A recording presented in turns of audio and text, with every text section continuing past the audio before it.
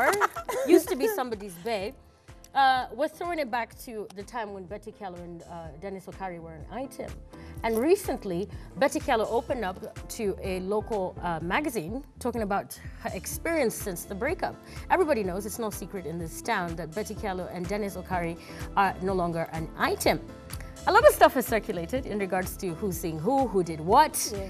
But the question now remains, was it too much? Was it oversharing when it comes to an article like that? Should Betty have done that? When Dennis Okari was reached out to, they tried to call him for his feedback on that. He said, I'm not talking about it. I'm not talking about my personal life, and it's none of your business. I'm paraphrasing, but all in all, did Betty overshare in that article?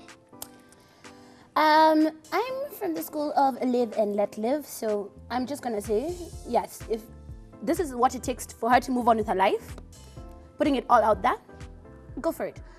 I don't know if she overshared, because at the very end of the day, I do not know what oversharing is. You know, the reason that we are such a depressed society behind the scenes is because no one actually talks about it. We've been raised as Africans that matters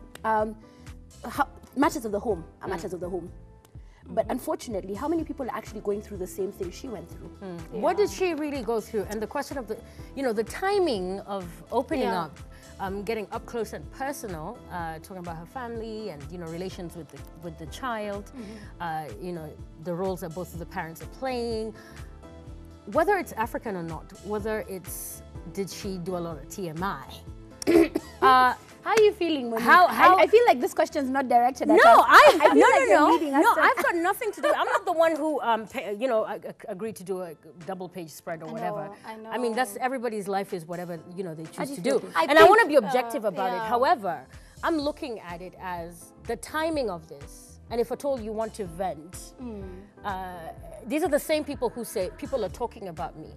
Leave me alone. But then again, it's on the same token, you're the same person who puts out your whole life out there. Of course, it's out there. People are going to talk about conversation. It. So I'm just like, which is which? I think my point of view. I mean, having been in a situation where I've gone through a lot. I mean, this is very personal. Like, I've gone through a lot in life, and sometimes you just want to open up. You keep so much, people judge you. People go like, oh, she was dating so and so, she was doing, and you feel like people are so misinformed about you. And sometimes you want to say, you know what, I want to write down my story for people to understand where I came from.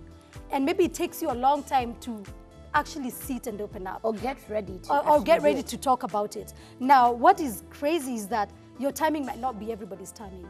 And also the kind of information that you put out there may not be what people expect, so they might go out crazy on you. And then also remember, when you're talking about somebody even on a magazine, that person is not there to respond. So it's very sort of biased. And as an example, when I did my True Love cover, and they wanted to hear my story and all that, I really tried to avoid talking about my other side. That's for me.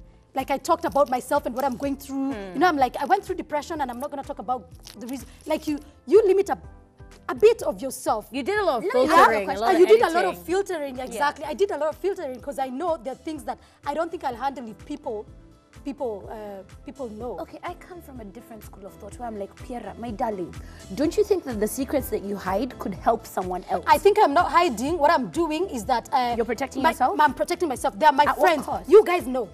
You guys, like, the whole world doesn't have to know. You know what I mean? And then I'm not able to go there and tarnish and talk about how whatever. I can say maybe my baby daddy's not in the picture, and that's it. Moving on. But you know what? There's a difference between privacy and secrecy. All right? Yes. You may not put something as a secret, but it's private. And there's different kinds of women, there's different kinds of relationships.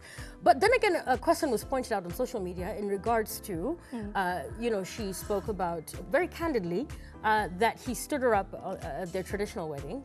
And then, like, it was out there, like, these are not my words, Ella. And catch you badly. So, and then why then go ahead and marry the same person? My opinion as Monique, all right? I'm not the editor. I have never met Betty. But my opinion is you're inviting a lot of these questions because, again, the editor wants a juicy story. This was juicy enough. At the end of the day. This was as juicy as it gets because no one ever does it like that.